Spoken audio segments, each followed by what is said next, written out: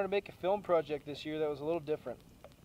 I wanted to show the true experience of the ins and outs of just being a normal dude, trying to hunt as much as I can across the country in the West, and just going into a lot of terrain and mountains and units that I've never been to, which to me, that's the adventure. It challenges myself. It takes me out of the norm of what I know. I don't know where these elk hang out. I don't know where deer hang out in Arizona. I just like to go and get challenged in new areas. I think that's the primal side of me that I'm trying to bring back. So after throwing this idea around for quite a while, we decided that we were going to do it. We were going to go after this and try to make a film project that showed a little bit more of what are the true ins and outs of being a hunter. Not just the fame and glory of a grip and grin type of guy and going out on some ranch or a guided hunt or some crazy big expensive type of hunt. Just a normal, non-resident, apply, get a tag, and go bust your ass and see what happens. And what it takes to get to that point, and then while you're at that point, grinding in the mountains, challenging your body, trying to utilize the best equipment you can use.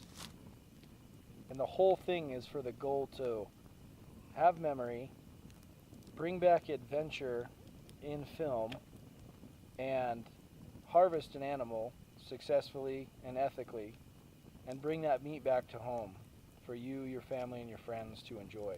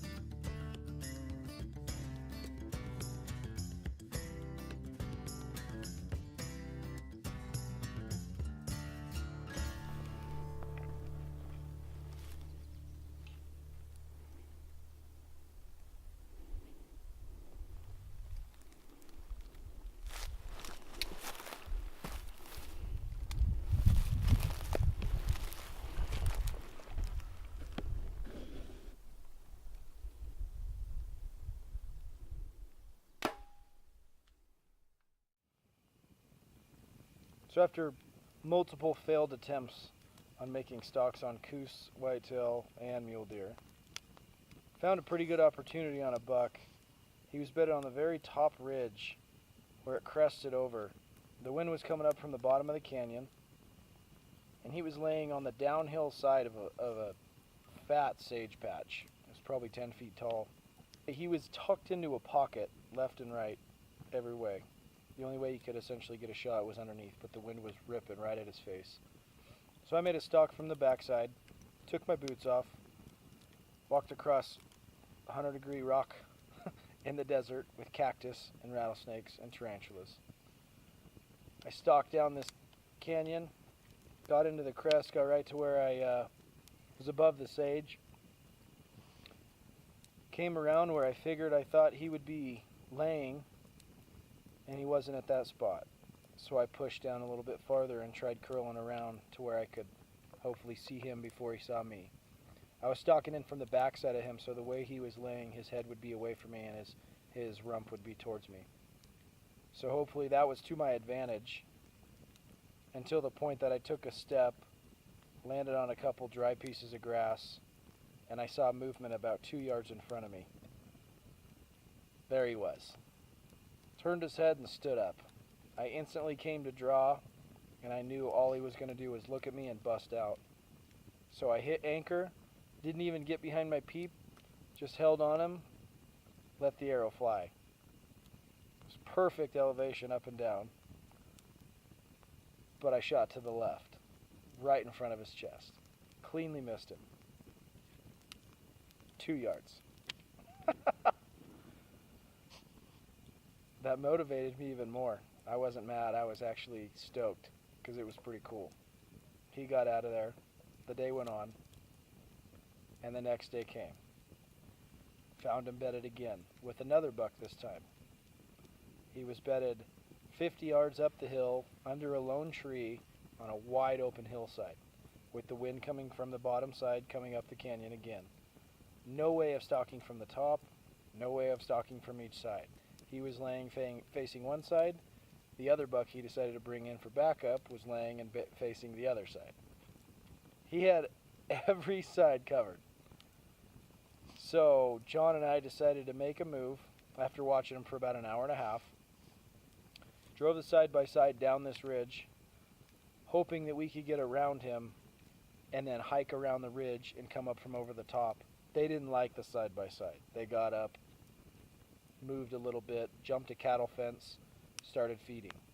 It worked out in our half. So for about an hour and a half long stalk of trying to cross 100 by 100 open grassy flat, every time I took 2 steps, one of them would lift their head. I'd stop and stare at the ground and look under the brim of my hat until they both put their head down, or one of them put their head down. I'd take 2 more steps, the other one lifted his head. After an hour and a half or so, I made it to the cattle fence where I was just over the crest from them. I got to a great vantage point and they started feeding towards me. Ranged a bush where they were coming by. I had 51 yards. Buck came around right in front of the bush. I went to about to draw and the fork and horn pegged me. The smaller 4x3 started just staring at me. And then the 4-point started staring at me. Fork and horn looked away, started feeding. I figured this is my time, even though the smaller buck's looking at me, that's all right. Came to draw, settled my 50, it was 51, settled my single pin right on him. The absolute second I punched the trigger, that buck laid down. Literally laid down on the spot as I punched the trigger. He matrixed me. Arrow shot right over his back. The bucks didn't know what happened because it was at the instance that he was laying down.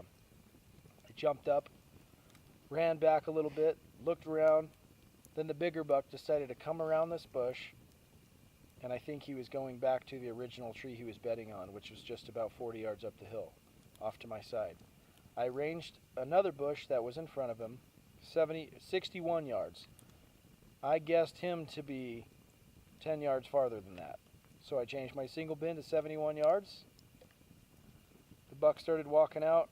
I came to draw. The second he cleared the brush, let her loose.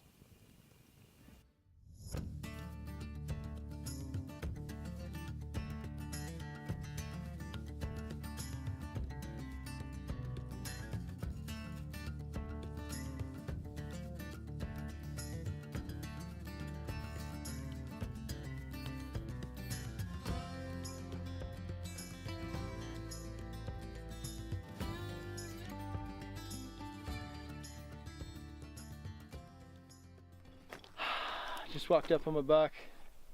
Definitely not the biggest mule deer in the world, but I'm a public land bow hunter.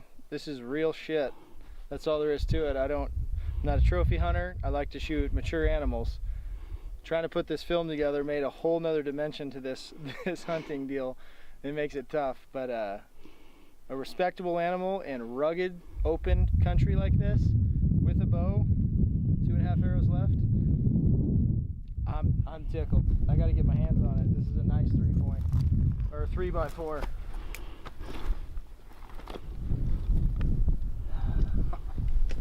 So he must have went out pretty quick because he's already stiff.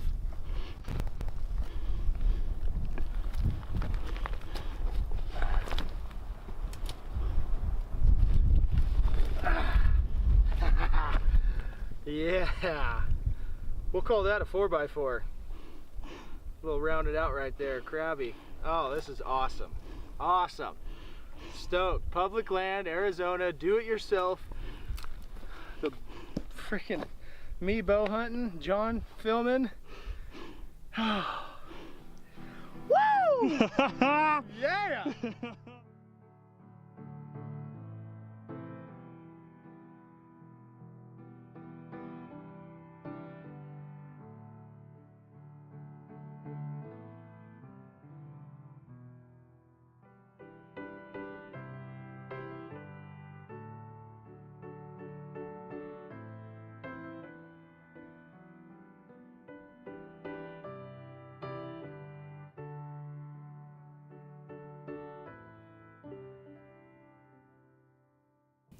I thoroughly enjoy not buying meat from a store. I thoroughly enjoy not buying produce from a store. My wife and I garden at our house. We have livestock. We have more chickens or more eggs than we could ever ask for, but I love it. I love harvesting with my own 2 hands. I don't want to buy meat or produce or anything that other people have had their hands on. I don't know the process that went through, but I know the process, what goes through with what I'm putting into my body, what my family's putting into their body. I enjoy that. That's the biggest reason why I hunt.